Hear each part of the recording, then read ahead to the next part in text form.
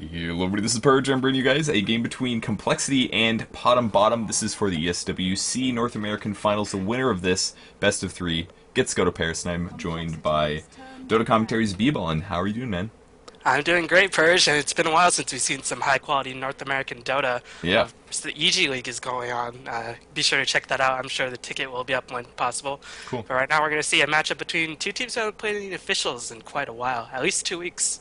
Yeah, I believe Complexity, I was told by their manager that they haven't played very much, if any, since the International, and that was over a week ago now. Great times there. If you guys haven't checked it out, you're crazy. You can see it on the side banners, for God's sake. Like, come on, there's plenty of ads about that. PotmBot was arguably the one team that, as we led into the International, people said that these guys should really be invited, but, you know, it was like way too late. They didn't start getting really, really good until only a couple months before the Internationals, so some people argue that they should have been there. So it'll be interesting to see who can win between these two teams. But one very important thing to point out, Complexity is having roster changes.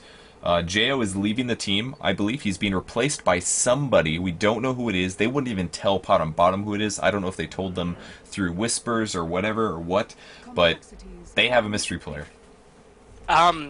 Well, it's weird because actually just earlier today there was a statement made by the manager, Jason Bass, saying that Jo is still signed and there hasn't been any interactions with EG or anything like that, and Jo is still under contract. But I guess if this is a mystery player, then maybe something is going to go down. But anyway, Jo, of course, plays an important role to Complexity, and Complexity is known for their teamwork, so I'd hate to see such great synergy be disrupted like this. Yeah, we'll see who it... I don't know. We don't know who it is. There's rumors about a couple different players all across the place. Players from EG, maybe players from other teams, maybe even unknown players. They were throwing out a couple names in chat, but I don't know which ones are jokes and which ones are real. So, for all I know, it could be anybody. But for sure, it's most likely to be a solo mid player. So, if that's what you guys are, that's probably where you guys should be thinking about where the guesses come from. So once again, this is a best of three. This is to figure out who is going to win the North American qualifier spot. The winner gets to go to Paris, I believe, for the I'm finals. jealous. And this is all expense paid trip, I believe, right? I'm so jealous of Paris, of course, awesome place, and getting the opportunity to represent your country. I did an interview with at PAX with PotmBot, and they said they would be extremely, extremely excited. And just some things about PotmBot is that they have a lot of respect for Complexity, and they don't scrimmage against them. Like, even though they're both North American teams, they don't really scrimmage against them. They actually scrimmage against IG quite a bit. But PotmBot is very, very, very ambitious and looks to be the best. And right now, they're looking to be very, very strong at this point. So did you make it to the International at all while you were there in Seattle? No, I was there for literally like 12 hours, and then I had to go home. Oh, I see. That explains it. Because school actually started the next week, but yeah. That's too bad. I was going to say I didn't see you there, and I was like, but if you were at PAX, I was like right there, then... Alright, yeah, 12 hours is really not a lot of time at all, so... Alright, makes sense. So let's talk about the picks quick a bit here. We do see a Morphling first round ban. That was a hero that was just dominating all the way through the International, and also Lone Druid. That's pretty much the two go-to carries that we saw all the time there. Invoker ban, Darkseer, Lycan, and Naga. So our first pick was a Rubik, and then we saw Nature's Prophet Tide out of PB, and then a Beastmaster Chen out of Complexity. What do you think about this draft so far? Well, it seems to be Complexity has all the things going for them. They have solid push, they have auras with the Chen Beastmaster, they have a long lane soul, but they are on the Radiant side, so it won't be as effective as stacking the Ancients because, of course, Beastmaster won't have close proximity, but they have very versatile hero in the form of Rubik. And actually, just to go back to that Morphling pick, Morphling, although he's extremely dominant in the early stages of the National, actually, as the top 8 went on, his run rate dropped like a rock. Like, really? I can't even... Like, only into the top 8. Before that, he was completely dominant. And then in the top 8, people just figured out, like, okay, Morphling can be beaten because he takes a bit of time to farm up. And just one more thing about PotmBot that I found out is that they aren't really looking to experiment with any new stuff in this series. They're waiting for the patch, and since any new patch has not come out, don't look for them to throw out anything too unusual. Yeah, I did read some patch notes earlier today. I don't know if that was on... I'm guessing that was on test, but it wasn't anything significant, really. It was just a couple... I don't even remember what it was, but it was no new hero and just a couple other small fixes, like graphics. They updated a couple models and things like that, so nothing really major, but it's going to be a Leshrac, actually, that PotmBot gets to work with. So, I mean, they've got pretty good push right now. They've got Leshrac Edict, plus tanking from Nature's Prophet Treant. So, If it is going to be a Beastmaster long lane, there's a pretty darn good chance that they could take that tower quite rapidly, especially if they can pull a kill on the Beastmaster immediately. If there's nobody to pull the creeps past the tower, it's going to die to the Edict with some right-clicking. So, Oh, for sure. And also, one thing that is notable about PotmBottom's laning is that they are very versatile. You can put Tidehunter in any lane. You could be a support. You could solo the long lane up against potential trialing with the Anchor Smash and the Stack Ancients. Leshrac could be soloing mid. He could get dual lane mid. Very, very versatile lanes. So that might be throwing Complexity for a bit of a loop. Of course, Nature's Prophet will most likely be soloing the bottom lane just so he can get some ganks and apply pressure. But hey, he might even see the jungle. And that just really makes it difficult for Complexity to plan the lanes out, just because PotmBottom can pretty much do anything. yep, and they're going to ban out Tinker, another very, very annoying hero. I was a little surprised to not see him played quite as much during the international tournament. I mean, right before going into the international, he was played very, very often as just kind of like a push zoner, and just the missile spam, just really annoying hero to deal with if he gets good farm in the early game. But I think maybe we saw some teams that had a little bit of trouble in the early game. They maybe lost a lane with him, and it's actually really hard to come back with the Tinker if you don't have a... I mean, he's amazing if you have a good start, but if he gets behind, it's kind of tough. So do you think that's maybe why we saw him phased out of it? Yeah, and also I think a lot of people were actually planning to do a lot versus Tinker. We didn't see it often enough, but there are a lot of strategies that are anti-Tinker, anti-Nature's Prophet, of course, Tiny Wisp, even Batrider if he blinks with the Flaming Lasso, and even if you get Storm Spirit, and he was actually seeing quite a bit. He got a 50% win rate if Dota Academy serves me right, which For Storm they always Spirit? do. Yeah, Storm Spirit had a 50% win rate, and he's often a very hard counter to Tinker, so there were a lot of potential counters to Tinker, and I think Tinker sort of saw his limelight fade away in the international too, just because there were so many options. But just seeing PotmBottom ban the Tiny, it brings a smile to my face. TC won't get his hands on his infamous Tiny. Yeah, and I dare say Eho made Tiny more famous than any other team at the international, if you guys haven't checked out that game. I believe it was Ehome versus Orange, if I'm remembering correctly. It was a pretty insane game. You are correct.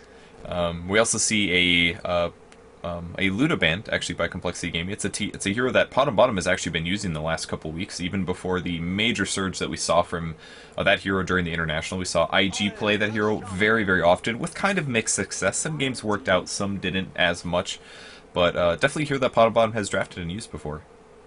Yeah, it's a bit curious because Complexity, they have all the makings for the lane, Beastmaster long lane, Rubik's mid, but they don't really have their hard carry, so PotmBottom really has to look out for something like maybe a Void. If Complexity does run Void, then they will most likely go for the Necro 3 push, but Complexity has a lot of hard carries open to them, or not really too many hard carries open to them, sorry, but they really need to think about who they want to fit in the lane to lane with the Shadow Shaman, just so that they can get some ample pushing down, and maybe they'll see a Spectre. Complexity was one of the few teams back in the early days of Dota 2 to run Spectre semi-consistently, so we could see a very, very sort of safe pickup by Complexity for their last pick.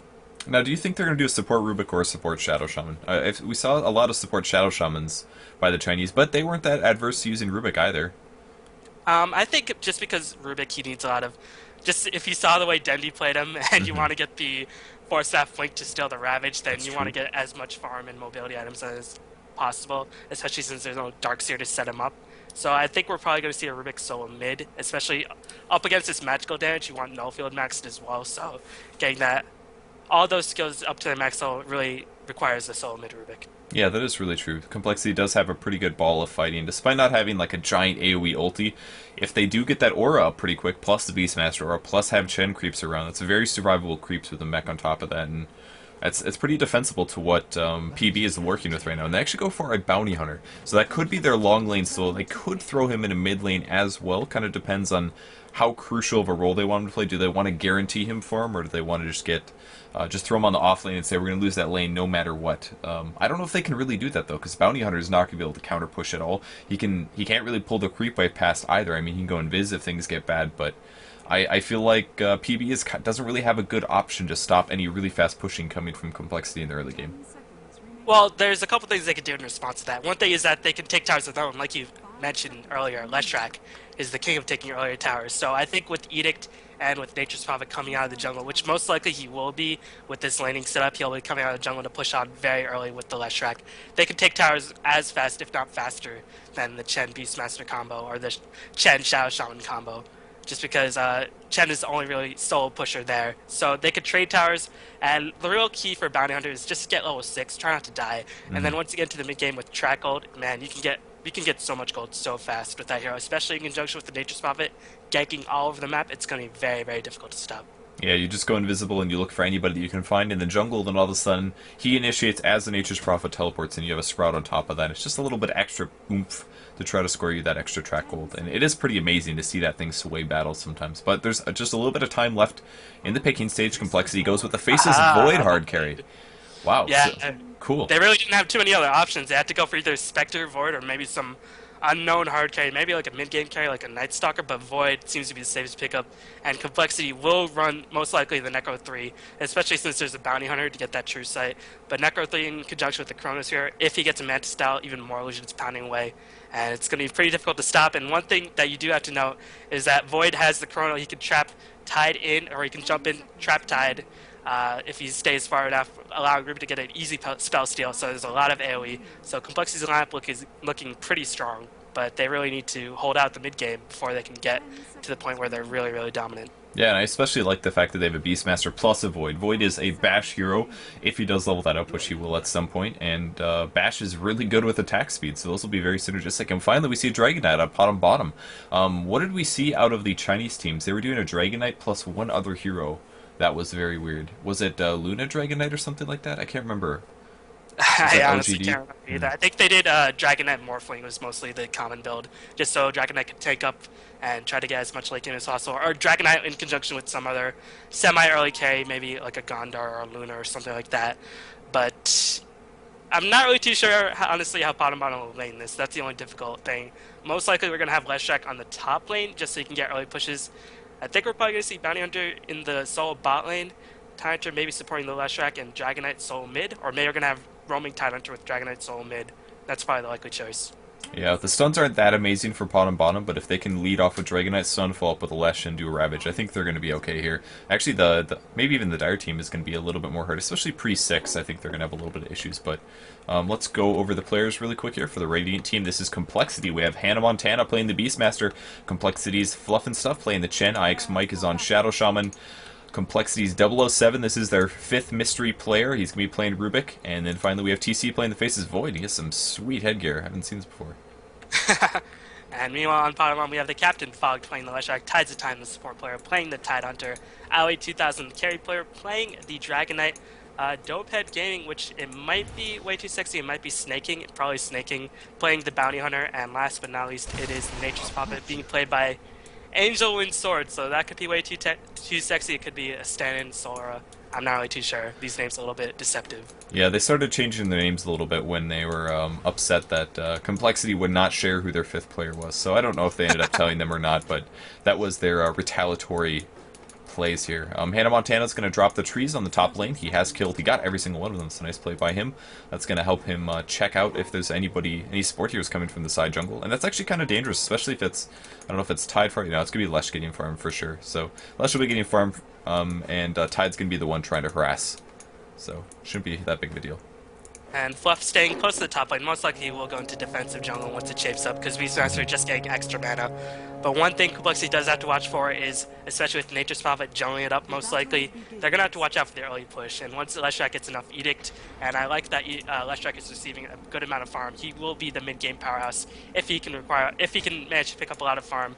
And if he gets a lot of farm, then he can be really, really devastating in mid-game. And with a lot of levels, the Edict, early tower pushes means so much gold for your team.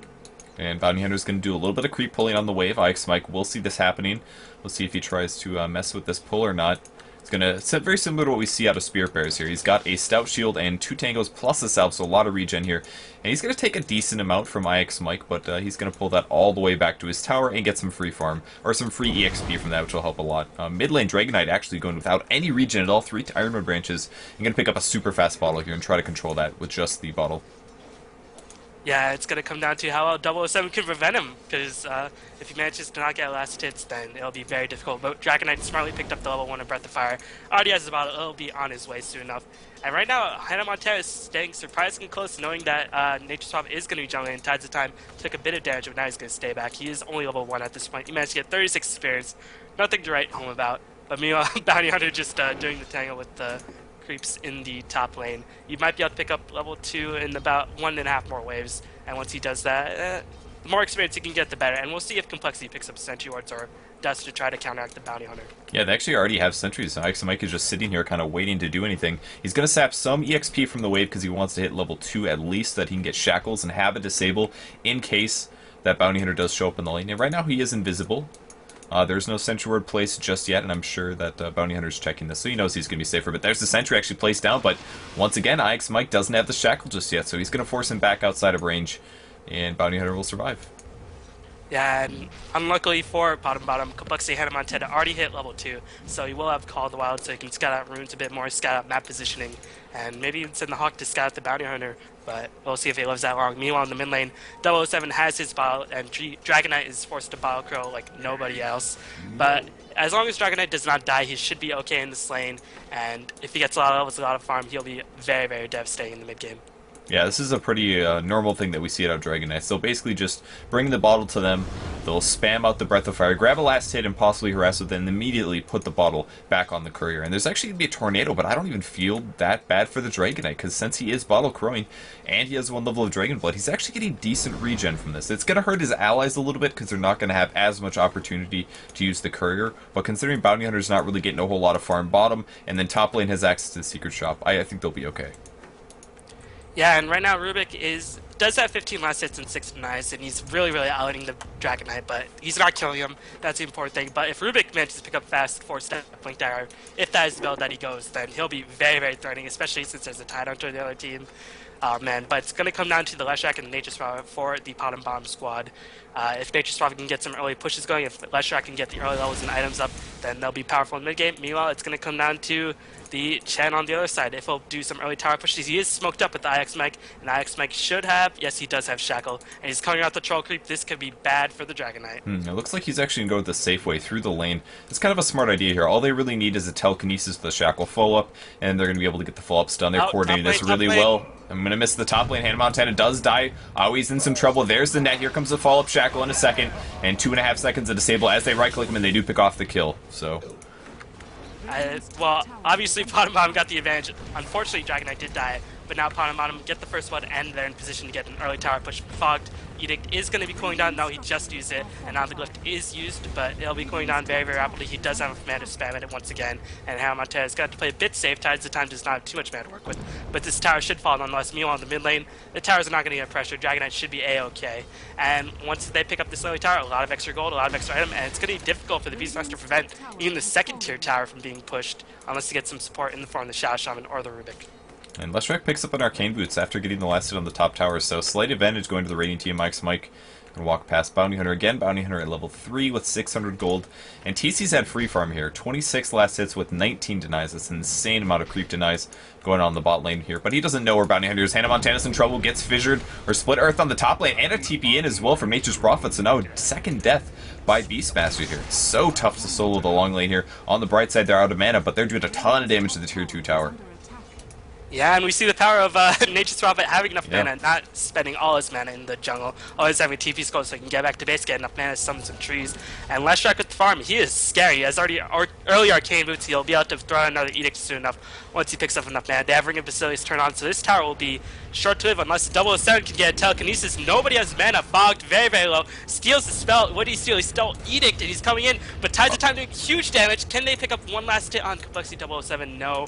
He's going to have to escape, but the tower very, very low. It is in deny range, so Complexity is going to deny that tower. A little bit of a wasted opportunity for PotmBot, but hey, they forced the Rubik to leave the mid lane, and Dragon Knight's going to receive some farm.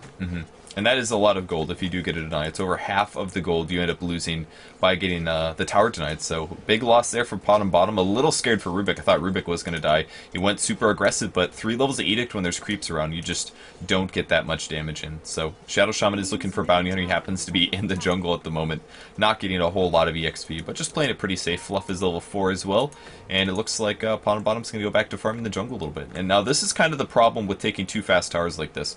There's not really any place for Leshrac to farm here. He wants to go grab farm at the lane, but finally Hannah Montana is going to be able to get CS and a level 6. So whereas Complexity is still farming the Faces Void, so that deny was a really big deal because their advantage that they should have had, it's not quite as significant. Yeah, it's a bit unfortunate for PotmBot. I think Dragon Knight's going to do a couple more attacks, and then they're going to send Leshrac to the melee to push down that tower. Otherwise, TC will become out of control very, very quick. He went for a hand of Midas, delaying some of his mid-game power, but hey, he was farming like a beast earlier. I think he got the Midas at around maybe like 5.5, 6 minutes, which is ridiculous timing. He's been pretty much last hitting every single creep, 40 and 28. My god, that is scary. And with TC picking up a fast Midas, he'll be getting his Battle Fury, should he choose to go for it. He'll be getting his Necrobook level 3, which complexity likes to run very, very quickly. So PotmBot, even though they took 2 very early towers, even though they managed to farm with the Dragon Knight and the Leshrac a bit, they're still not out of the woods by any means. Yeah, and one of the nicest things about a Hand of Midas on a Faceless Void is that as a hero, he really, really needs attack speed more than anything else. The typical hard carry is looking at a mix of damage as well as attack speed. A Faceless Void really just needs a lot of attack speed so you can get more time lock, and that's why we see Mask of Madness on him. So it's actually a little bit better on this hero than a lot of other ones, so it's pretty fun to see him pick this up, and he's going to be absolutely scary late game.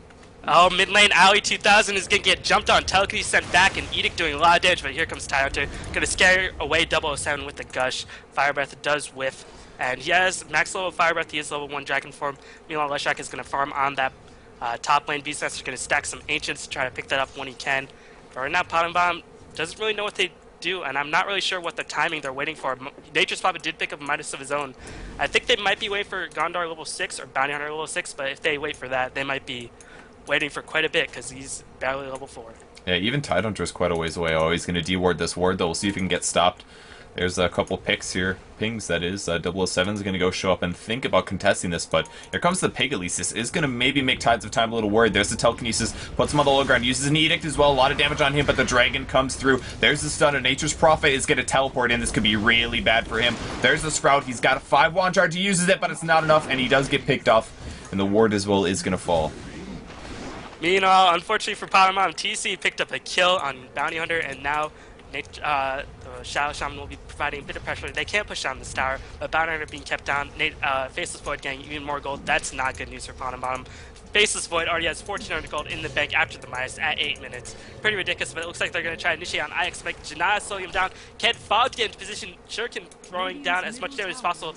IX Mike does not have boots, meanwhile Fog does, and they're going to be able to pick off Shadow Shaman. Arcane Boots going to refill the mana of Bounty Hunter, and he will be hitting level 6 if Fog stays close enough, but 007 going to come back, steals the Edict, try to do as much damage as possible. 007 take a huge amount of damage, one more hit, and Bounty Hunter does pick up the kill. TC trying to do as much as he can, but Fluff comes in from the rear, and Fog has to run the heck away, but he is slowed. Can Fog escape? It might be difficult, but here comes Tyhunter, level 5, no Ravage. Can they pick off TC? Nature's Prophet comes in to join the party as well.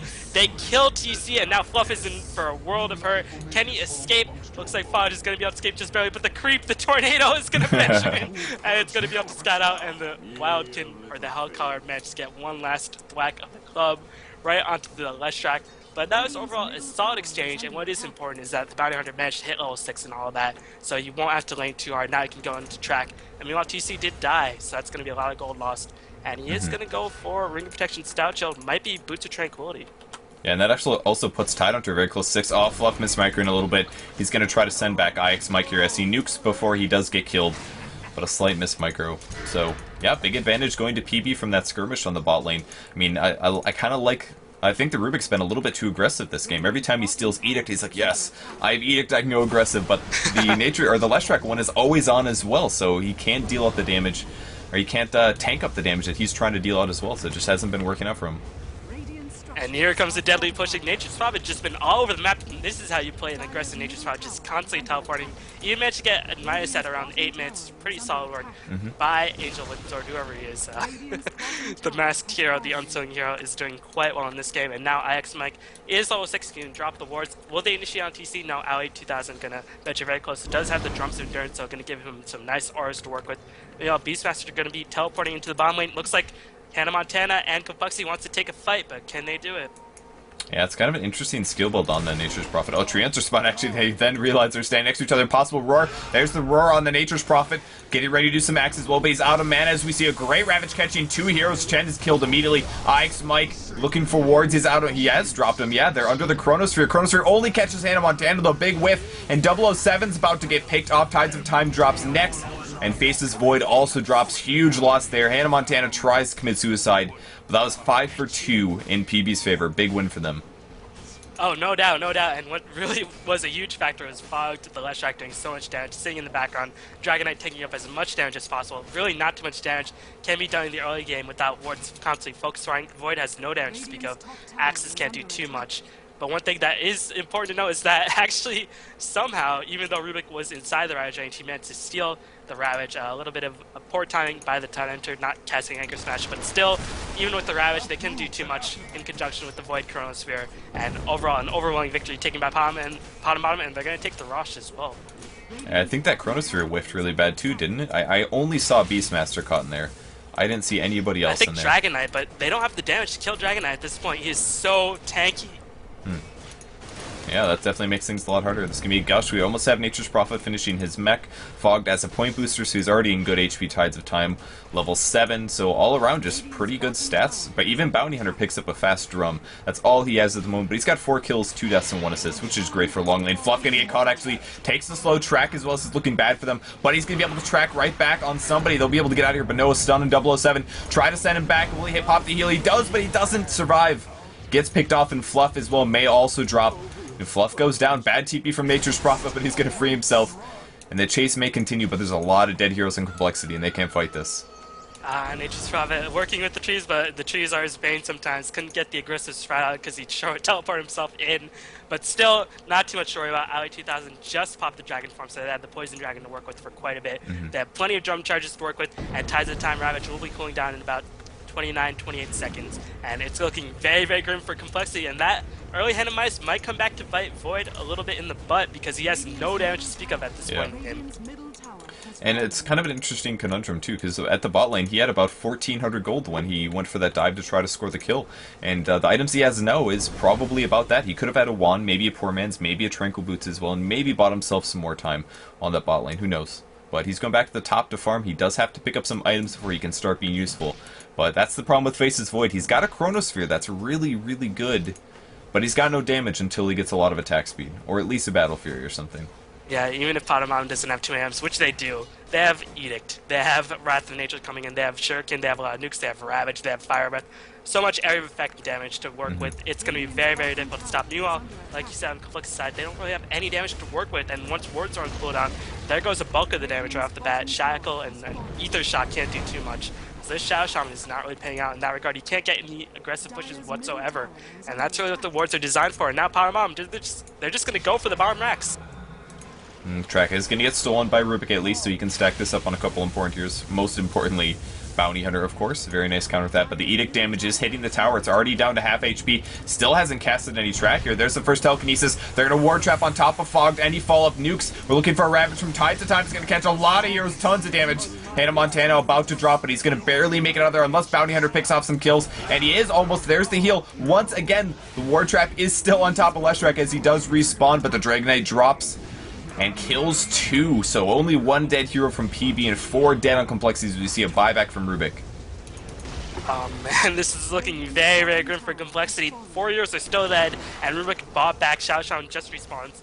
We'll see if PotmBot stays on to try to kill the Racks. They have poison, but Nature's Prophet does not have too much mana, so has enough mana to summon the tree, so he'll be able to do that. IX Mech gonna take so much damage. Track coming in, doing so much work. He can get a lot of gold. He's gonna be trying to be sent back, but Ali manages to get the Flame Breath. 007 takes the fall. There goes the buyback. Fog doing so much damage in the background. Void comes in.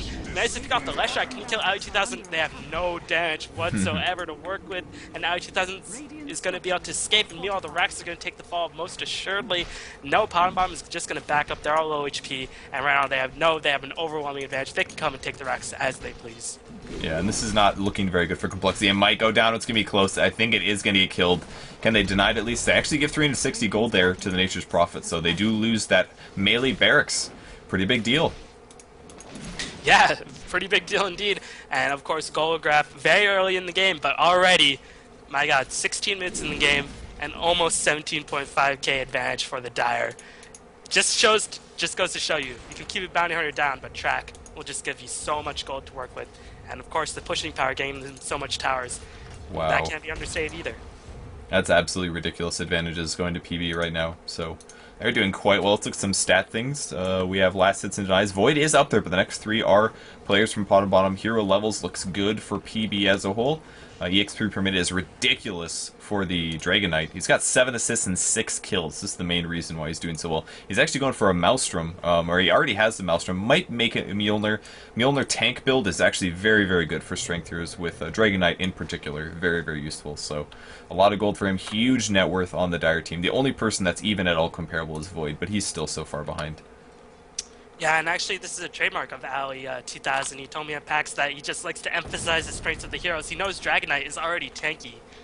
And what does he need? He needs a damage, and of course clean creeps with the Maelstrom and the Fire Breath are just going to be able to clear him out so much quicker. So he loves going Mjolnir on Silver, he loves going Mjolnir on Dragon Knight, just allows them to do so much damage, since they're already pretty innately tanky. But meanwhile, let's see, Complexity, they're going to smoke up. Can they get anything accomplished with this? It's going to be difficult, but Complexity TC is tracked. That will be unfortunate, but they're going to jump on Ali 2000. Fogged is not trapped. He's going to drop a Splitter. That's going to delay a bit. Ravage is going to be casted. Here comes the Blink and Anchor Smash as well, and just so much Baruch managed to steal the Ravage as well. Ali 2000 is going to get shackled in place. So much damage being thrown down on Ali 2000, but he is able to take it all, and Complexity is just getting wiped. They used all their cards on Ali 2000. And he just tanked it all up like a beast, and now they're falling apart. Yeah, they got really close to killing him slowly earlier, but he popped a wand, and that was just a little bit too much. They ended up wiping 5 for 1 there at the end, which is surely going to see a GG pretty soon here. As they push up the mid-racks, I mean, they're going to have a 2 racks advantage. They have a lot of heroes that are way ahead in terms of farm levels. I don't really see Complexity coming back from this unless they get some insane team fights going on, but I mean, that wasn't that bad. I just think they're at too much of a disadvantage at this point. It's going to be really tough to come back. Well, at this point, I mean, they threw down pretty much all of their damage on the Dragon Knight, and Dragon Knight was able to tank it all. Meanwhile, Leshrac from the back, Tides of Time once again got his Ravage stolen, so a little bit of an unfortunate play right there. But still, they don't even need a Ravage against them. Even if they have Chrono Sword, just not enough damage being done on the Complexity. They threw too much damage on Dragon Knight, and they killed him. But at what cost? Yep, and that's going to be the end of Game 1, so congrats to PB. Going to take a 1-game advantage here, going up 1-0 against Complexity. If they take one more win here, they will be the winners, and they're going to get their trip to Paris. This should be pretty sweet for them. We'll watch them fight this out a little bit. Only some of the players are backing out, but a good game was called, so we'll see. Oh, going to see Aurora on Bounty Hunter. Good force staff, though. Possibly going to save him. Oh, man, 50 HP, and that's pretty much going to be it. So, nice plays. Yeah, PotmBot just looking so strong. I think the stand did hurt Complexity. Complexity is a team that's known for their teamwork. They're known for just sticking together. And even having a stand, even if you're on TeamSpeak, especially since you're not in the LAN environment anymore, it's got to hurt them a little bit, just having their chemistry disrupted, especially for a team that relies on chemistry as much as Complexity. Yep, and we'll see PotmBot try to finish out the pushing. I wish they would all just leave. The new player, random new player, get out. You tell him, Purge. Yeah, I don't know. They'll listen to me for sure, I'm sure. He's gonna try to score kill on Bounty Hunter. He really wants this kill, but I don't think he can get it. He's too slow. Too slow. And Dopehead Gary's just like, question mark? I don't know if this is snaking, if it's Solera, I'm not too sure. But now we're seeing more disconnects on PotmBot, and I think 007, he just wants to die with... I'm not really too sure what he's doing, but anyway. Oh, he's looking for a Fade Bolt, because he wants a kill. Alright, his HP's too high now, but... He probably like clicked a Fade Bolt and just like walked away and like set the Fade Bolt. Yeah, there it is. He set the Fade Bolt. He is actually fighting. Oh, he almost got him. That was relatively close, but he's gonna die. Hopefully he disconnects now. Fingers crossed. Come on. Come on. You can do it. Well, Fog just owned the game, just casting Edict. Gonna be able to melt the racks in a moment. As Ali 2000 manages to reconnect as oh my god. Heroes are being micro. Totally worth it. Let's defend the last standing building. It's going to keep the game going. There he goes. Okay, good. He disconnected. So we'll see the end in just a second. This is all for you, Bruno Stats, man. I swear. This is why I do this, guys. This is why I don't just leave the game, because I want Bruno to have the stats. And now I can just say his name, and everybody's going to be like, alright, never mind. It's for Bruno. It's okay. No problem. That's how it'll go from here on out. So, cool. Yeah, game 1. PotmBot takes a big advantage, and we'll move on to game 2 in just a bit here. Yeah, just great lanes from PotmBot. Do you think there was anything that they did wrong specifically, or do you just think they had better team setups? I really don't think they did too much wrong. The only thing that I think they did wrong was that they let Beastmaster get a bit of experience in the early laning, but they couldn't do too much, and then they really kept him down. They Tides of Time guys Ravage Stone twice, but these are just minor nitpicks, and PotmBot overall played very, very well. Yep. All right, guys, we'll be back in just a second with Game 2. Don't go anywhere.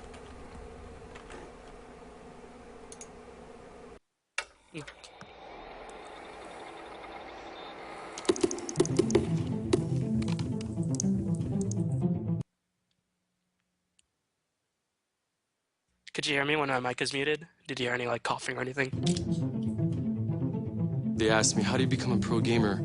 Practice, practice, practice. When my mom sees me in tournaments and things like that, she realized how, it's a big deal. If you're a competitor and you're the top player in these games, you're banking. Everything that you're doing in a game, there's sound to it. The reload of a shotgun at a corner, you're able to hear that at a distance. If someone's reloading around my corner, that guy's gonna die instantly. Everyone plays to win. I mean, let's be real here. Some of these top pro players can't even pass the second round of Pac-Man. Going up to the stage, it's really exciting. That's the thing. It's over the edge. Everyone in the background was just cheering on.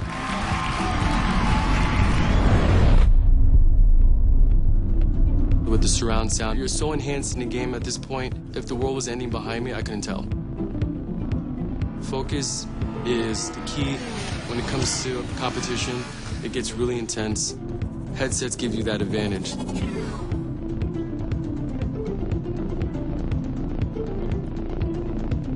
Command victory.